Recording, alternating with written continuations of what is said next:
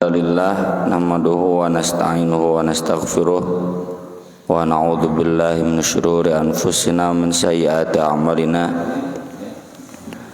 man yahdihillahu fala mudhillalah wa man yudlil fala hadiyalah asyhadu an la ilaha illallah wahdahu la syarikalah wa asyhadu anna muhammadan abduhu wa rasuluhu alladzi la nabiyya wa la rasula ba'dah sallallahu wasallam alaihi wa ala alihi wa sahbihi wa man tabi'ahum bi ihsan amma ba'd.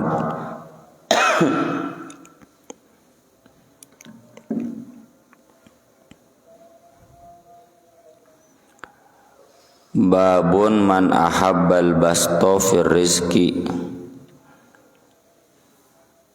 tentang orang yang ingin diluaskan rizkinya.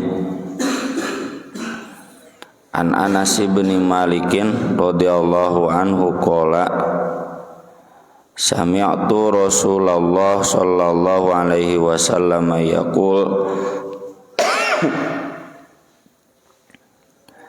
man sarrahu, siapa yang membuat dia senang, atau maksudnya siapa yang ingin an yubsatolahu fi rizkihi, diluaskan untuknya rizkinya, au yunsa'a, yunsa'a itu dari nasi'ah, ditangguhkan, lahu baginya, fi atharihi, dalam jejak langkah kakinya, maksudnya umurnya, karena orang yang sudah tidak ada jejak kakinya berarti udah meninggal. Jadi panjang langkah kakinya, ditangguhkan, maksudnya ditangguhkan umurnya, dipanjangkan umurnya. Fal yasil rahimahu, maka sambungkanlah rahimnya. Rahim dalam konteks hadis Al-Quran itu tertuju kepada kerabat. Saya dan Pak Haji Nandang nggak ada hubungan rahim kecuali ti Nabi Adam jauh teuing. Jeung ce teu ayanya, teu ayalah di dieu mah. Ada paling dengan Ustaz Rosad, ya dengan Ustaz Nasrullah, nah itu ada hubungan rahim. Jadi fal yasil rahimahu itu silaturahim lah. Nah, Kang Doni jeung Pak Agi teu aya hubungan rahimnya jeung istrina. Yang dimaksud fal yasir rahimahu itu silatul birri.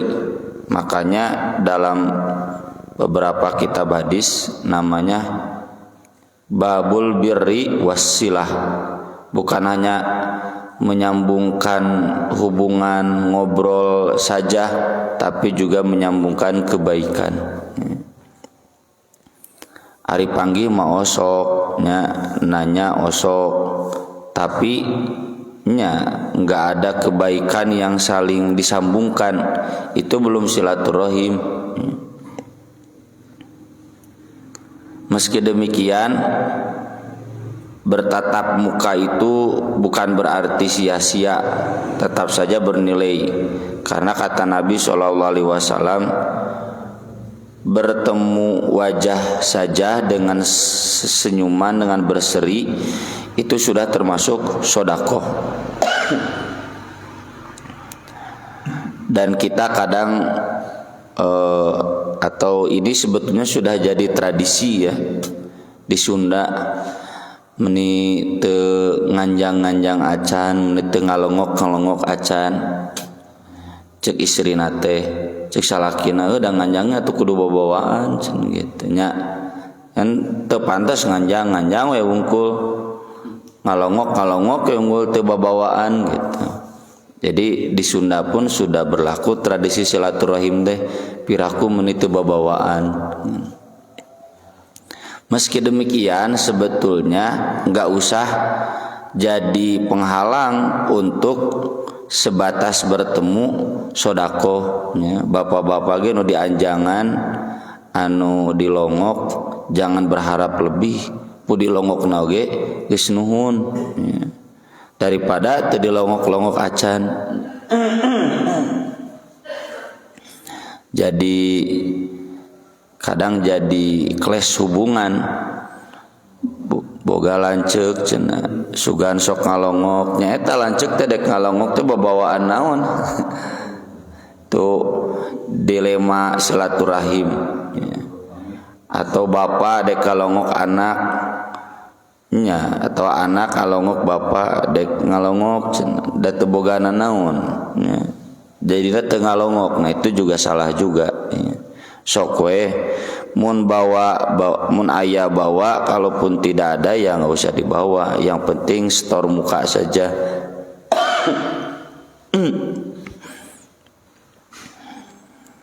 Hadis ini jadi diskusi di kalangan para ulama.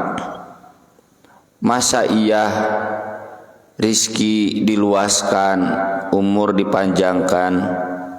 Bukankah yang namanya umur dan rizki sudah ada takdirnya? Maka para ulama menjelaskan ada dua kemungkinan maksud hadis ini. Yang pertama, maksud diluaskan rizkinya itu diluaskan barokahnya. Jadi seolah-olah rizki dia luas karena bermanfaat, berkah untuk banyak orang. Kalau kita punya harta banyak tapi tidak berkah buat banyak orang, saroe jeung nu teu boga harta gitu. Tidak luas hartanya.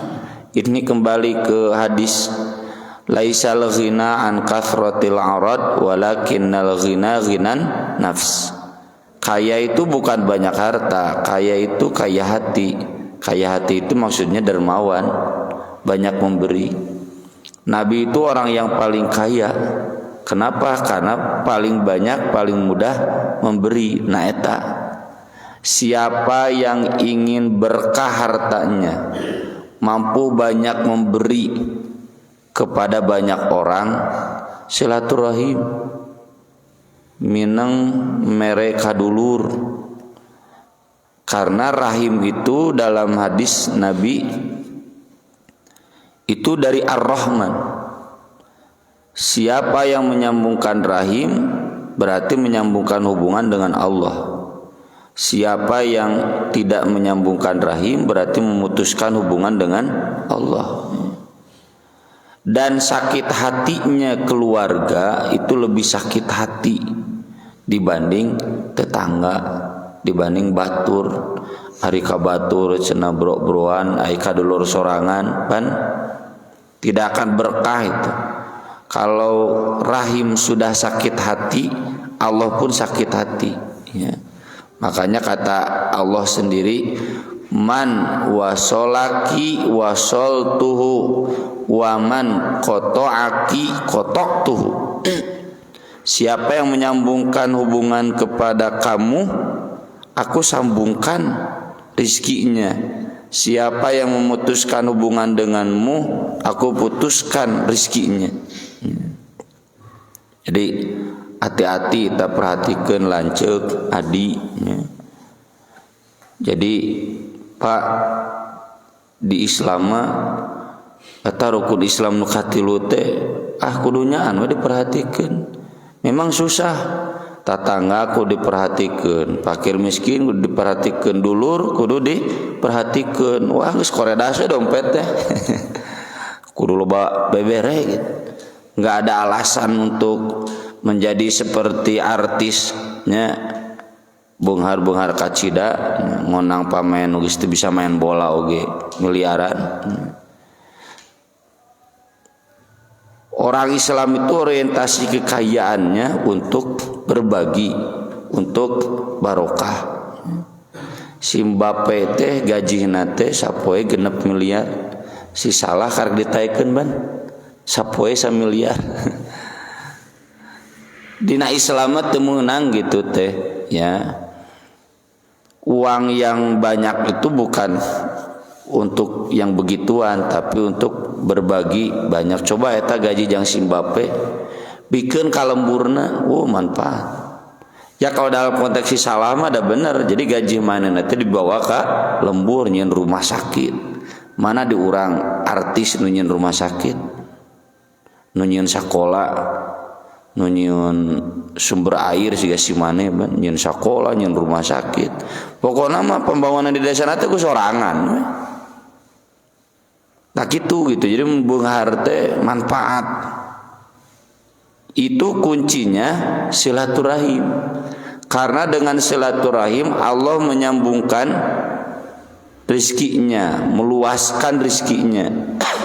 Jadi kalau keluarga sendiri diperhatikan, otomatis nanti yang lain bisa diperhatikan. Makanya di ayat-ayat Quran itu selalu dzawil qurba itu yang paling utama.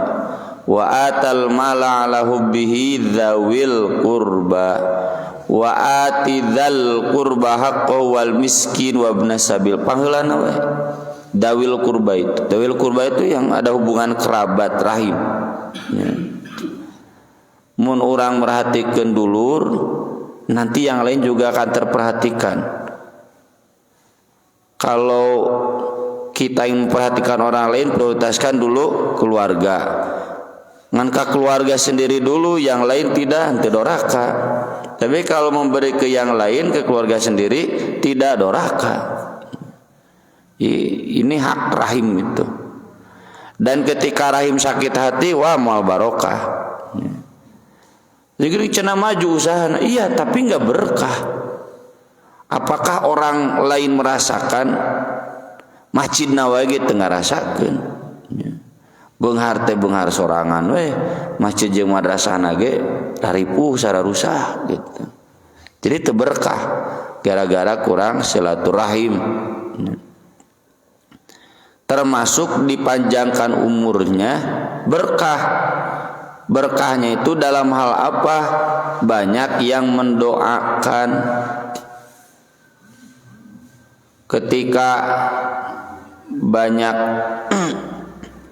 orang yang mendoakan, apalagi keluarga sendiri, itu jadi berkah tersendiri. Di dunia pun orang-orang sudah mencintai dia. Di hadisnya kan dijelaskan, di dunia orang mencintai, di langit pun mencintai, Allah pun mencintai. Di dunia lagi ditarima, pasti di langit oke ke ditarima. Mun di dunia nawae geus dimusuhan pada ngewa, dulur nawae ge ngewa, di langit ge moal jauh gitu. Dimusuhannya itu berkah. Hitung-hitung teu panjang umur, seakan-akan dia umurnya pendek, enggak banyak manfaat. Tapi kalau dia silaturahim, ya, di dunia dia diterima, bahkan sesudah meninggal pun namanya masih tetap disebut, dikenang, jasa-jasanya terus diajarkan. Ini tercermin dalam doa Nabi Ibrahim, Rabbi habli hukman wa alhiqni bissalihin waj'alli lisana sidqin fil akhirin. Jadikan untukku lisan yang benar di generasi sesudahku. Moal aya nu moyok Nabi Ibrahim aya lain jalma kafir mah. Kauna jalma kafir mah teu dihitung jelema. Semua yang menyebut Nabi Ibrahim pasti mendoakan sholawat keberkahan untuk Nabi Ibrahim dan keluarganya. Jadi seakan-akan Nabi Ibrahim itu masih hidup sekarang. Karena jasa beliau, kebaikan beliau, doa untuk beliau masih ada. Nabi Muhammad begitu. Atau siapapun orang-orang soleh, teu kudu jadi ulama wae, nu beunghar ya sama. Bahasa minggu yang lalu ya, saya menghadiri syukuran orang kaya dermawan da leuwih ti hajat eta. Langsung panitia nage PC Persisri, dan nggak ada istilah naon-naon. Saya ngobrol dengan jamaah taubah, ya, ayo cita orang ngilu ka ditu, cermeni resepnya, loba nu ngadukung tah cete di dunia wae geus kieu komo ke di akhirat. Lamun di dunia wae nya tong boro persis ri dulurna wae ge nya teu ngadoakeun teu narima sarua ge di akhirat kitu dilaknat. Itu cerminan. Dan ketika meninggal dunia orang seperti itu akan terus dikenang kebaikannya, didoakan rahimahullah. Almarhum nyebut almarhum lagi ikhlas. Panayana nyebut almarhum teu ikhlas. Rahimahullah. Jadi seakan-akan dia masih hidup.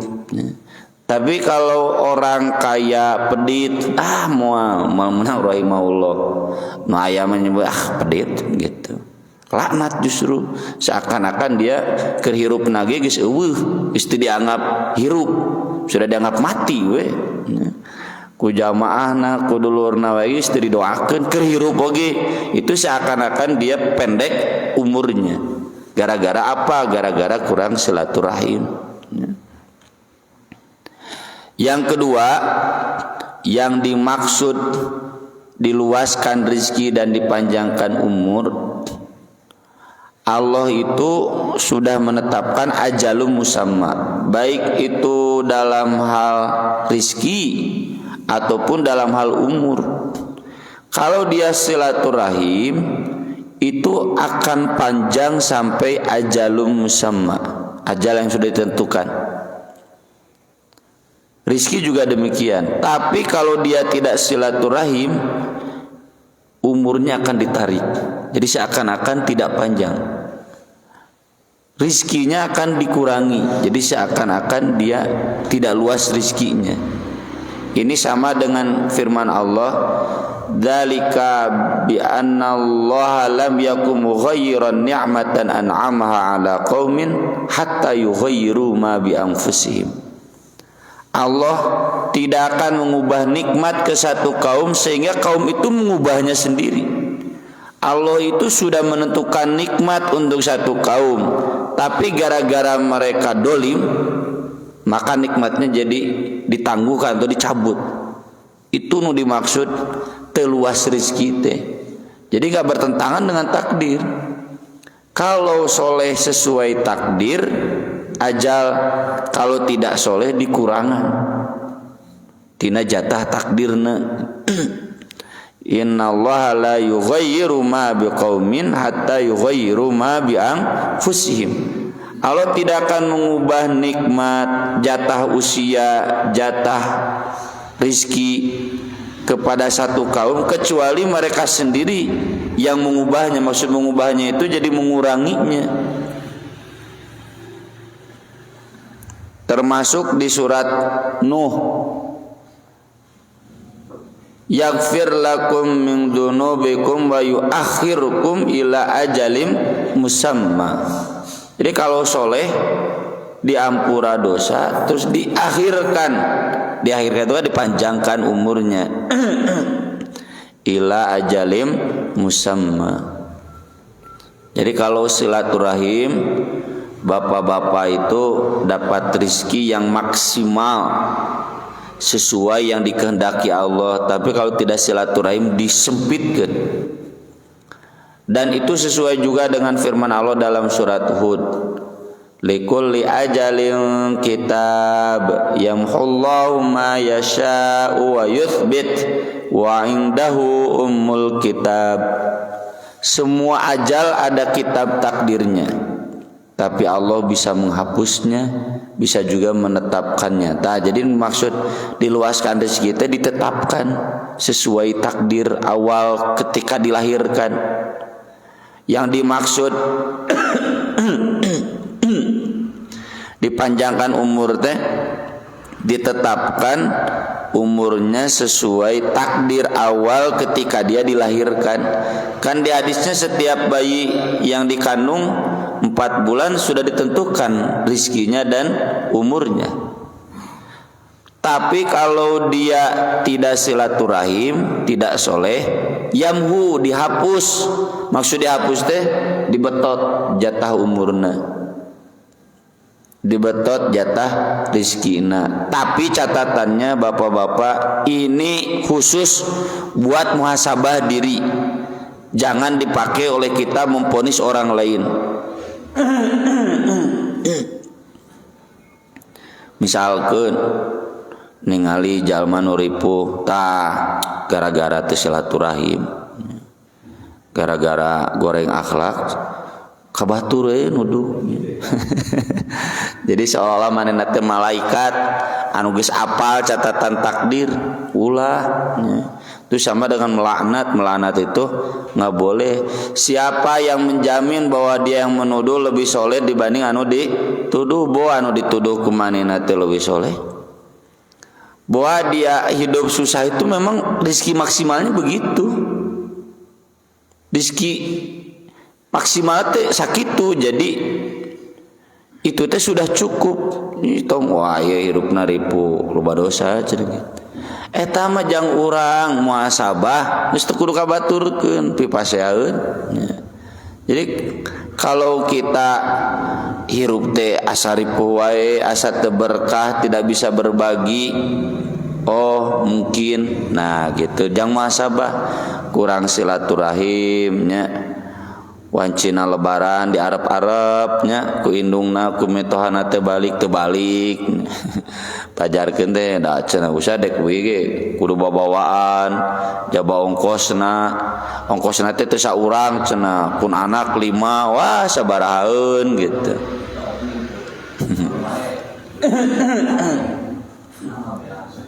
Ya jadi intinya ya dua-dua pendapat itu bisa dibenarkan bahwa silaturahim itu memanjangkan umur dalam segi keberkahan atau memanjangkan umur dalam konteks sesuai ajal yang ditentukan. Sebaliknya kalau kurang silaturahim, kurang berkah rizkinya, jadi siga nu sangsara we da batur teu ngarasakeun. Yang kedua, dimundurkan dari takdir awalnya. Sama luas rezeki juga demikian. Kalau silaturahim sesuai takdir awal atau berkah buat banyak orang, meskipun sedikit, nya siga Nabi pan teu beunghar, tapi berkah. Alus sufah makannya ditanggung oleh Nabi. Anak-anak yatim banyak diurus oleh Nabi, padahal teu beunghar jiga Rapi Ahmad henteu. Tapi berkahnya nyambung. Demikian juga yang dimaksud luas rezeki itu dimaksimalkan sesuai takdir awalnya. Kalau tidak berarti dikurangi dari takdir awalnya. Apa maksud hadis ini dicantumkan dalam bab tentang bisnis? Ini kan tentang al-buyu, tentang bisnis. Kata Ibnu Hajar, bapak-bapak dianjurkan hayang beunghar jeung panjang umur. Jadi Imam Bukhari ini meluruskan paradigma. Orang-orang mengatakan gak boleh ingin kaya itu dudunya cenah jiga jalma kafir, gak boleh ingin panjang umur teh dudunya jiga jalma kafir. Diluruskan oleh Imam Bukhari, justru dianjurkan kita ingin banyak harta dan ingin panjang umur sehat, dianjurkan carana silaturahim. Lain olahraga anu mahal nya, dahareun-dahareun anu mahal, justru nu geuring teh lobana ku dahareun nu mahal. Sangat dianjurkan kita menjadi orang yang kaya. Jadi sing serius kanu usaha teh, kanu gawe teh, tong kanu ngaji wungkul. Ya, nurus tunjung mah ngaji teh serius. Kanu usaha teh serius, nurus tunjung lah mah. Uyuhan hirup oge. Si serius, tujuannya apa? Tujuannya bukan untuk memperkaya diri, tapi agar berkah buat banyak orang. Ya. Saya sering sebut ya Masjid Al-Azhar teh kan barokah ti orang-orang yang kaya, dan miskin paling tanagana unggul. Ya, nu beunghar nya tanagana nya duitna. Jadi bisa. Kita dianjurkan ingin menjadi orang kaya agar bisa silaturahim, silatul birri ke banyak orang. Kita dianjurkan panjang umur, ngarah naon, ngarah loba batur anu ngarasakeun manfaatna. Da urang oge nya ka jalma anu bageur teu dahat teh mah moal bisa dibohongan. Si ieu bageur, si ieu teu bageur, si ieu berehan, si ieu pedit, mau bisa dibohongan hate mah. Da urang ge luas ngadoakeunana nya. Ngadoakeun sing panjang umur, cep haji cenanya gitu. Aden ustad nya sing panjang umur dibutuhkeun cenah cep haji teh gitu. Pada ngadoakeun. Berikutnya babu syira'in Nabi sallallahu alaihi wasallam bin nasiah. Nabi sallallahu alaihi wasallam pernah bertransaksi nasiah, kredit, nganjuk. Yang menang dijadikan dalil nganjuk teh sunnah Nabi. Jadi lamun aya nu nganjuk-nganjuk teh tong sok dihina nya, sunnah Nabi teh. Bapak-bapak nu dek ngasupkeun ka pasantren ka kutab tong sieun teu boganan dianjuk we. Nah, kalem. Da moal ditagih ku piano ge. Kalem Mang Udir apal abdi rahasiana.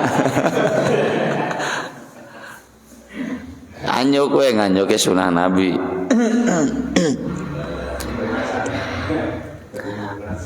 Aisyah radhiyallahu anha menjelaskan anna Nabiyya sallallahu alaihi wasallam ishtara ta'aman. Nabi sallallahu alaihi wasallam pernah membeli makanan min Yahudiyin dari orang Yahudi ila ajalin yang dibayarnya sampai satu batas waktu tertentu, maksudnya dianjuk ya, di ngutang. Warohanahu dir'an min hadid, dan Nabi menggadaikan baju besinya. Baju besi itu mahal ya, mahal pisan.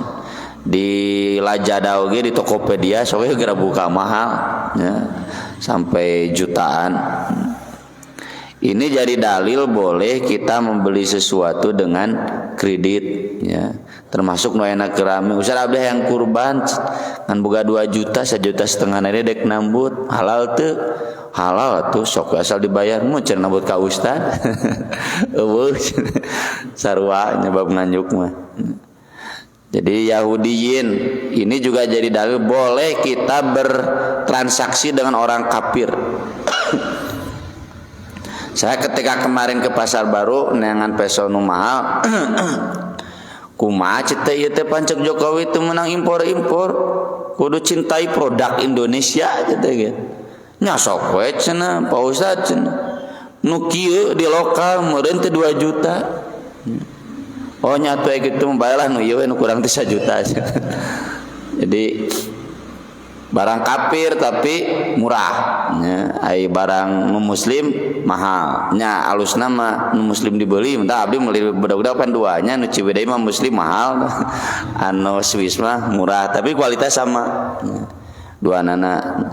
Lamun boga duit nya dahulukan yang muslim teu boga duit kanu kafir ge teu nanaon. Ini mungkin kenapa ke Yahudi, prediksi saya nggak temukan di sarahnya. Karasa ku urang mundek nganjuk ka Pak Haji, da pasti usah tak kitu. Jeung ka urang itu para rugu. Sigapun bojo mun hayang batagor, pacenah hayang batagor. Nya kece teh urang meuli ka ieu, nah teh cenah teu kada di era cenah. Pasti we geus tara daek dibayar diasupkeun deui ka nu keresekna. Itu para rugu ka urangna teh gitu. Jadi kajian meuli nya anu deukeut we anu bisa transaksi. Nah, kemungkinan besar Nabi begitu. Sok bayangkeun Nabi ka Abu Bakar.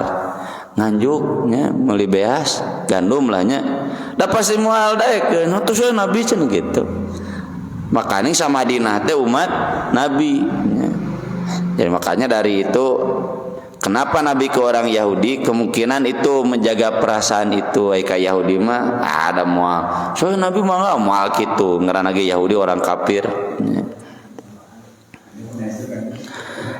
Tapi jangan dipahami Nabi miskin ya, seperti yang sering kita bahas. Eta Nabi yang meuli beas wae nganjuk. Bukan Pak. Nabi itu kita tahu setiap kali punya harta bagikeun. Tapi ketika beliau butuh nganjuk, tapi udah nganjuk oge aya nu digadeikeun baju besi dengan gandum lebih mahal baju besi. Mun ayeuna mah nganjuk meuli beas ngagadekeun arloji abi mahal mah ulitnya. 1 juta leuwih teh meuli teh nya. Lain meuli ketang pamere ngecek nu merena 1 juta leuwih cenah usah dieu teh gitu. Jadi beas pan sabaraha mah 500.000 lah nya. Harga arloji mahal tak gitu juga gitu. Bukan berarti Nabi miskin. Dan ini nya keur bapak-bapak nu diajar berehan atau anu tos berehan mah karasa. Jadi ketika kita banyak memberi itu ujiannya nalika orang butuh kadang eueuh gitu. Dan itu gak usah dijadikan dalil kita untuk tidak berehan, untuk tidak dermawan. Sok we dermawan, apalagi dermawan yang rutin. Kadieu keur eueuh tong nepikeun ka pere, keun we urang mah babari nganjuk gitu. Itu prinsip Nabi, ya prinsip hidup Nabi. Jadi jangan kita pertentangkan dengan hadis-hadis Nabi yang mudah memberi. Nah, cenah Nabi teu memberi tapi nganjuk bae da teu menta. Aya dan kebetulan saat itu sedang tidak ada, tapi dengan Nabi membeli kredit menunjukkan Nabi mampu bayar. Dalam hadis yang lain kata Anas, annahu masya ila Nabi sallallahu alaihi wasallam bi khubzi syair wa ihalatin sanikhah. Pernah mengirim ke Nabi roti syair. Kan rotinya gandum menjadi tarigu jadi roti, dan lauk pauknya ini ihalah sanikhoh banyak penjelasan, yang terbuat dari lemak dijadikan kuah duka kumaha ya, mungkin juga minyak samin ya, mentega dari lemak hewani. Walaqad ra'ana Nabi sallallahu alaihi wasallam dir'an lahu bil Madinah inda Yahudi. Sama kan Anas pembantu Nabi. Cek Aisyah gitu, cek Anas juga sama. Nabi pernah menggadaikan baju besinya di Madinah kepada orang Yahudi. Wa akhadha minhu sya'iran li ahlihi, dan mengambil dari orang Yahudi syair untuk keluarganya. Walaqad sami'tu yaqul, dan aku pernah mendengar beliau bersabda, ma amsa inda ali Muhammadin sallallahu alaihi wasallam sauburrin wala sauhabbin. Sore ini enggak ada di keluarga Muhammad satu sok gandum pun atau satu sok biji-bijian pun, keur teu aya cenah, jadi sampai nganyuk. Wa inna indahu latis aniswatin, tapi saat itu Nabi sudah, bukan tapi, dan sungguh Nabi saat itu sudah punya 9 istri. Udah punya 9 istri, jadi rada kahartinya resikoana loba. Kalau ada yang kurang Nabi nganjuk. Nah ini hebatnya Nabi, nya 8 istri, nya tanggungkeunna loba. Urang mah istri hiji tanggungkeunna eueuh, susah we hirup teh. Dan saya pernah tuliskan di buletin At-Taubah bagaimana kekayaan Nabi baju besi. Ada banyak, 3 atau 5 kuda, punya 5 unta, punya 9 ternak kambing, 100, gak pernah kurang, gak pernah lebih. Kalau lebih Nabi sodakohkan, mau bertambah deh gitu. Kemudian lahan Nabi punya. Nah cuma kadang buat makan gak ada, kan ngadaguan panen. Dan bukan Nabi saja, kan istri Nabi pun berehan, banyak yang meminta. Sampai kata Aisyah, tinggal tersisa 1 kurma bikeun tuh gitu istri Nabi mah. Coba pamajikan urang nyisa sakelo deui beas anu menta, da moal dibikeun. Urang lagi butuh cenah gitu.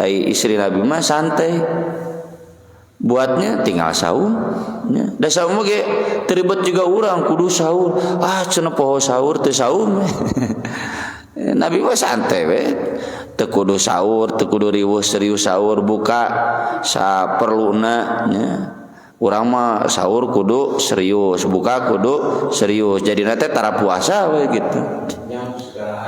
Santai kan, datang ke Aisyah pagi-pagi, ada apa? Nabi cenah belum ada apa-apa, ya udah tinggal saum tuh kan, ringan gitu.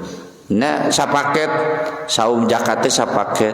Jadi mun urang teu boga tinggal saum, tinggal sabar. Da kege aya deui. Dan ini kebetulan ketika sedang tidak ada. Tapi seringnya juga ada ya. Dalam hadis kata Umar, Nabi itu sekali panen itu cukup buat makan 9 istrinya 1 tahun. Sisanya disodakohkan. Nah, masalah anu mentana loba. Boh ka istri Nabi, boh ka Nabi sendiri. Dan Nabi itu orangnya kalau ada yang minta nggak pernah tidak memberi, bahkan sampai habis. Jadi konteksnya ketika Nabi memberi habis, pas Nabi butuh nggak ada, nganyuk lah, tak gitu itu sunah Nabi teh gitu lain nganyuk naungkul. Nabi mah nganyuk teh gara-gara dermawan, urang mah dicontoh teh nganyuk nawe unggul, nya dermawanan teu. Jadi catatan yang tadi saya sampaikan, bapak-bapak yang ingin berbuat baik dermawan tapi masih ada ketakutan, ari ke urang ti mana kalem nganjuk nu model kitu teh nganjuk sunnah Nabi. Sakit we heula. Mangga bila aya pertarosan bisa sok aya ngandalna teh sok aya perbedaan jeung sadaya dina akidah. Aya gitu teh. Dan satu rame-rame asa kelami gitu kan. Benten aja anu nya saiwan yang urang satu rame teh yang ngobrol gitu soalnya teh. Rasa nyaman gitu. Karena aku mantas juga rada aya gitu lah banyak. Justru yang jadi pujian Abu Sufyan kepada Nabi ketika ditanya ke Heraklius kan, bagaimana cenah itu orang yang ngaku Nabi teh kaisar kan, kaisar Romawi Heraklius. Silaturahim. Dan ketika Asma ingin bertemu ibunya yang masih musyrik, kan nanya dulu ke Nabi, boleh tidak sili ummiki, nyanyi atuh silaturahim ya. Jadi keunggulan Islam dalam silaturahim itu karena tidak membedakan agama, tidak membedakan akidah. Dan itu yang diakui ku Abu Sufyan. Abu Sufyan kan kafir kan, hari tak ditanya ku Heraklius mah. Tahun berapa berarti? Tahun 9 ya, 9 Hijriah sudah perang Tabuk. Sebelum Fatu Makkah ya, berarti sekitar tahun 8 tahun 7-an ya. Ketika diinterogasi ku Heraklius, apa cenah keistimewaannya? Mengajarkan sholat, hidup sederhana, terus silaturahim. Jadi meskipun Nabi paman-pamannya kafir, keluarganya banyak yang kafir, tapi baik gitu. Tadi dinya panginten ujianna. Dalam beda akidah lah, beda madhab, beda akidah mah kafir. Beda madhab ya. Memang itu semua pasti kita rasakan ya. Cuma nah itulah ujiannya. Jadi meskipun kita beda madhab dengan keluarga kita, termasuk beda agama pun tetap silaturahim harus dijalin ya, berbagi. Ngantong doakeun unggul ya. Ka orang kafir mah kan beda madhab mah mangawae doakeun ya. Sing lempeng madhabna, sing teu menyimpang gitu.